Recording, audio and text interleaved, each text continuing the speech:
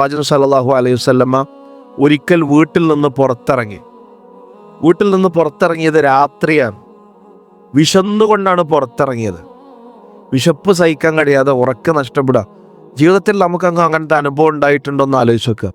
വിശപ്പ് സഹിക്കാൻ കഴിയാതെ ഉറക്കം നഷ്ടപ്പെട്ട് പ്രവാചകൻ വീട്ടിൽ നിന്ന് പുറത്തിറങ്ങുന്നു. അങ്ങനെ പ്രവാചകൻ മദീനയിൽ പുറത്തിറങ്ങി നിൽക്കുന്ന സമയത്തുണ്ട് അബൂബക്കർ സിദ്ദീഖ് പ്രവാചകന്റെ സമീപത്തേക്ക് അവിടേക്ക് വരുന്നു. റസൂലുള്ളാഹി സ്വല്ലല്ലാഹു അലൈഹി വസല്ലം ചോദിക്കുന്നു, മല്ലദീ അഖ്റജക ഹാദിഹി സഅത യാ അബൂബക്കർ, അബൂബക്കർ ഈ നട്ടപ്പാതിര നേരത്ത് എന്തിനാ ഇങ്ങനെ പുറത്തിറങ്ങുന്നത്?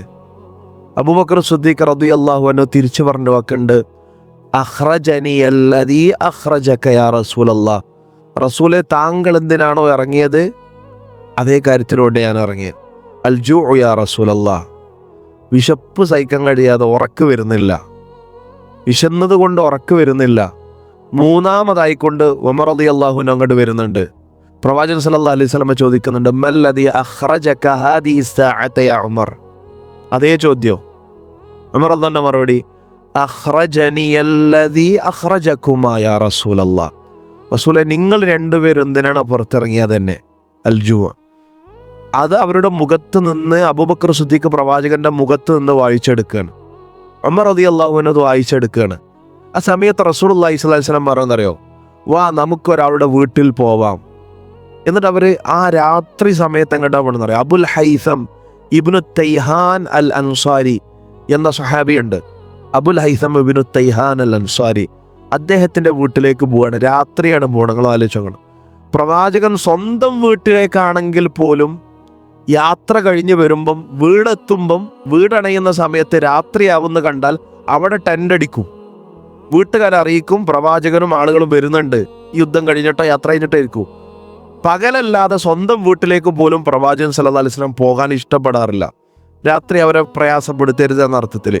അങ്ങനെയുള്ള പ്രവാചകൻ തൻ്റെ അനുചരൻ്റെ വീട്ടിലേക്ക് രാത്രി പോകുന്നത് എന്തിനാണെന്നറിയോ? എന്തെങ്കിലും വിശപ്പടക്കാൻ ലഭിക്കുമെന്ന ആഗ്രഹത്തിലാണ് പോണത്. ആ ഒരു രംഗം ആലോചിച്ച് കഴിഞ്ഞ ഒരു ഗൗരവം. അബുൽ ഹൈസം ഇബ്നു തൈഹാന്റെ വീട്ടിലേക്ക് എത്തിയ സമയത്ത് മൻ അസഅദു മിന്നി അദിയാഫൻ എന്ന് പറഞ്ഞുകൊണ്ട് അദ്ദേഹം സ്വീകരിക്കുന്നത്, എൻ്റെ അതിഥികളെക്കാൾ വലിയ അതിഥികളൊന്നും ഇന്ന് ആർക്കില്ലല്ലോ. ആള് ഭയങ്കര സന്തുഷ്ടനായി. കാരണം വന്നത് റസൂലാണ്, അബൂബക്കർ, ഉമർ, ആ മഹാ പ്രവാചകനും അദ്ദേഹത്തിൻ്റെ ഏറ്റവും പ്രിയപ്പെട്ട രണ്ട് അനുചരന്മാരും. അദ്ദേഹം എന്താ ചെയ്തറിയോ? അവരുടെ മുമ്പിലേക്ക് ഒരു പാത്രം കൊണ്ടുവന്നു. തബഖ് ഫീഹി റുതബുൻ, അതിൽ ഈത്തപ്പഴുണ്ട്, റുതബുണ്ട്, തമ്പ്രുണ്ട്. തമ്പ്ര എന്ന് പറഞ്ഞാൽ ഉണങ്ങിയ കാരക്കയാണ്. റുതബ് എന്ന് പറഞ്ഞാൽ ഈത്തപ്പഴമാണ്. ജെല്ലിയായിട്ട് നിൽക്കുന്ന, അതിൻ്റെ സോഫ്റ്റായി നിൽക്കുന്ന അവസ്ഥയാണ്. വെള്ളം ഇത് മുമ്പിലേക്കാണ് വെച്ചു കൊടുത്തിട്ട് പറഞ്ഞു, ഒരല്പനേരം കാത്തിരിക്കുക. ചോദ്യമൊന്നുമില്ല, ഒരല്പനേരം കാത്തിരിക്കണം. എന്നിട്ട് അദ്ദേഹം കത്തിയെടുത്തു, അറവ് കത്തി.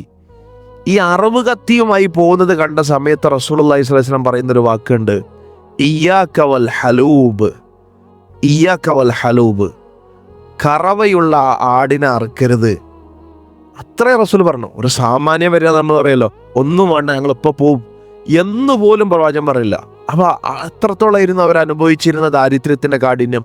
ഇയ്യാക വൽ ഹലൂബ്, ഞങ്ങൾക്ക് വേണ്ടി കറവയുള്ള ഒന്നിനെയും അറുക്കല്ലേ എന്ന് മാത്രം റസൂലുള്ളാഹി സ്വല്ലല്ലാഹു അലൈഹി വസല്ലം പറഞ്ഞു.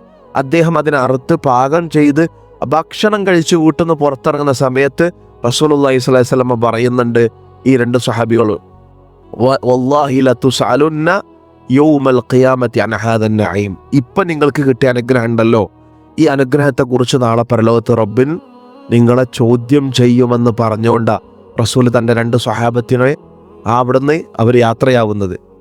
എന്ത് വിശപ്പ് സഹിച്ച് ഒരാളുടെ വീട്ടിലേക്ക് യാചകരെ പോലെ പോയി അവിടുന്ന് കിട്ടിയ ഭക്ഷണം കൊണ്ട് വിശപ്പടക്കിയ സമയത്ത് പോലും റസൂൽ പറഞ്ഞത് ഇത് അനുഗ്രഹമാണ്, ഈ അനുഗ്രഹത്തെക്കുറിച്ച് റബ്ബ് ചോദിക്കും, ഒരു സംശയമില്ല.